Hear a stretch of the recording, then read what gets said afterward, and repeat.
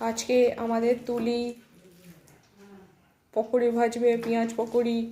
এই যে ভালো করে ক্লোজ শট দেখা, মাখানো অলরেডি হয়ে গেছে। আমি নিজের হাতে পেঁয়াজ কেটেছি, ধনে পাতা, এই যে আজকে শেফ তাকান।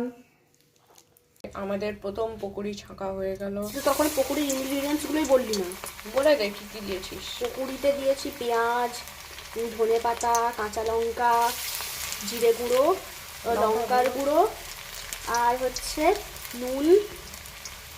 ব্যাস, কথা বলছিলাম। ঠিক আছে, হয়ে গেছে। দাঁড়া, আর হচ্ছে কুড়মুড়ে করার জন্য একটু চাল গুঁড়ি দিয়েছি। আরও দিই? হ্যাঁ, ওই ধারটা দে, ওই ধারটা। বন্ধ করে।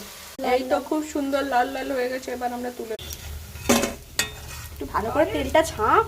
হ্যাঁ হ্যাঁ, সব হয়েছে, খুব সুন্দর লাগছে। আমি তো খাবো এক্ষুনি। বেশি বকছি, তেলগুলো ঝরা।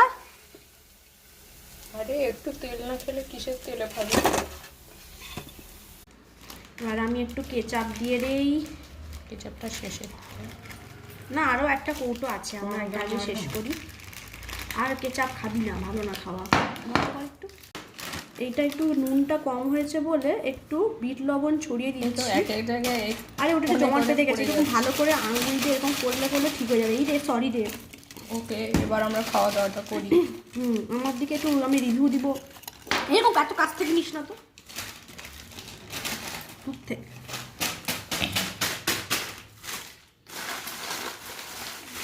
অসাধারণ অপূর্ব খেতে। হোক, ঠিক আছে। আমার দিদিভাই এটাকে খেয়ে দেখবে কেমন হয়েছে। কেমন হয়েছে? আর একটু ঝাল হলে ভালো লাগতো। আদারওয়াইজ নিজে ঝাল খায় না, আবার ঝাল হলে ভালো হতো। আর এদিকে মা পাটিসাপটা বানাবে, ওটা আসবে পরের ভ্লগে। টাটা।